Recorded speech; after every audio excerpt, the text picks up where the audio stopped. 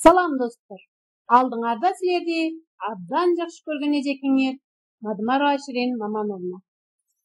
Жетиген мектеп лицейи кыргыз тил сабагы 2 класстар үчүн. Тема сүйлөмдүн баяндоочу 2 сабагыбыз балдар. Көнүгүштүү. Ал эми окуй турган текстибиз жаңылгандан кийин алгач бүгүнкү сабакка максат коелу.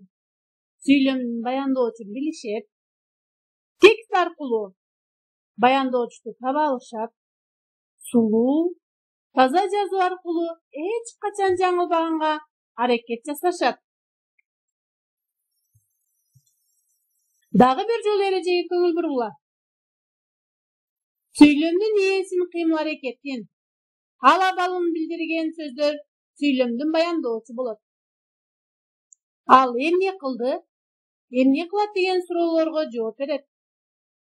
Баяндоочтун асты 2 түз сызык менен сызабыз. Силер көрүп тургандай. Мисалы, басат, чуркайт, окуду, ыр жаттады. Суроо беребиз. Басат, эмне кылат? Басат. Чуркайт, эмне кылат? Чуркайт. Окуду, эмне кылды? Окуду. Көрдүңөр балдар? Андан кийин менин агам Ошто жашайт. Менин агам Ошто эмне кылат? Жашайт. Демек, бул сүйлөмдүн баяндоочу жашайт. Сөзсүз түрдө асын 2 сыз менен сызабыз. Азаматсыңар балдар. Анда эмесе бүгүнкү числону жазгыла. Чын Куран айынын көнүгүштүү. Алгач Д тамгасын сулдуу, туура элементи менен жакшынакай кылып жазабыз. Азаматсыңар балдар. Жазган болсоңор сөздүк жазуу, кул коюп, жакшылап укула. Басат, чуркайт, дарыланат, билет, чакырат, окуду, жазды, басты.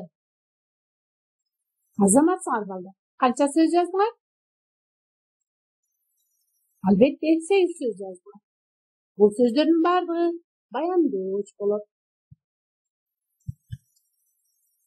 Кечеки өтүлгөн текст боюнча суроолорду берейин.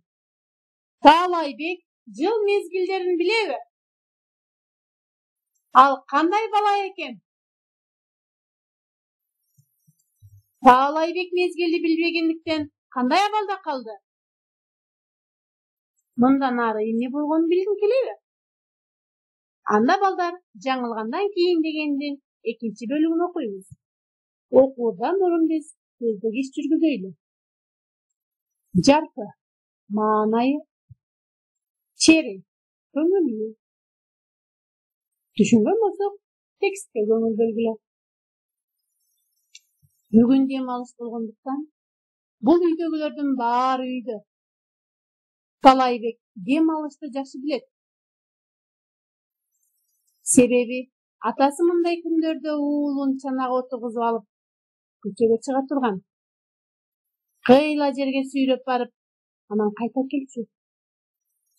Дем алыш болдубу, Таалайбектин шеби жаркы жазылат.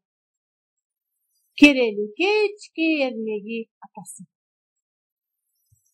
Бүгүн ошол чана тепме күндөрүн эске түшүрүп, күтпөгөн жерден атасын чакырып калды. Ата, бери келчи. Кулагыңа бирдеме айтайын. Эмнени айтмаксың? Бери келсең, бир кызык. Бир кызык дегенинен улам кайдадыр бир жаңылыкты айткан жаткан го деп ойлоп уулунун жанына басып барды. Кана, айтчы, бугайын. Жүрсөң, эшикке барганда айтам. Бир сонун. Жакып чын эле бир сонунду айтат го деген ой менен уулунун артынан ээрчи басты. Көрдүңөр балдар, силерге текст жактыбы? Анда балдар, Таалайбек жыл мезгилдерин билбесе дагы, бирок дем алыш күндү аябай жакшы билет экен. Себеби атасы аны ар дайым дем алыш күндөрү ойнотот экен. Ошон үчүн Таалайбектин эсинде калыптыр. Текстти түшүнгөн болсоңуз суроолорго жооп бергиле. Таалайбек дем алыш күндү кандай өткөзөт? Бул дем алышта анын атасы кантип ойнотот? Таалайбек атасын эшикке алып чыгып, эмнени айтмакчы? Азаматса, суроолорго жооп берген болсоңор балдар, ыйлайт, билбейт, эстейт, жаңылды, чакырды деген сөздөр турат. Бул кандай сөздөр? Албетте булар баяндоо сөздөр. Ушул сөздөрдү силер ушул сөздөрдү сүйлөм түзүп, баяндоо үчүн таап, астын сызгыла. Азаматса, бүткөн болсоңор, анда табышмактарды жандырып, ошол табышмактардын баяндоошторун ооз эки түрүндө тапкыла. Кара, бир түп дарак, ал даракта 12 бутак. Ар бутакта бар 30дан шак. Бул эмне? Жандыргыла. Кийинки табышмак. 4 нерсе бири-бирине жете албаган, ажырап бири-бирине кете албаган. Ал эмне? Азаматсыңар балдар. Табышмактын жандырмагын албетте силер оңой гана таба аласыңар. Азаматсың. Демек балдар, бүгүнкү темага түшүнгөн болсоңор, бүгүнкү тема силерге жаккан болсо, анда тапшырма. Ата-энеңер менен өткөргөн дем алыш күндөрүңөр жөнүндө жазып, жана баяндоошун астын сызгыла. Түшүнүктүү болду? Азаматсыңар. Анда балдар, көңүл бурганыңар үчүн рахмат.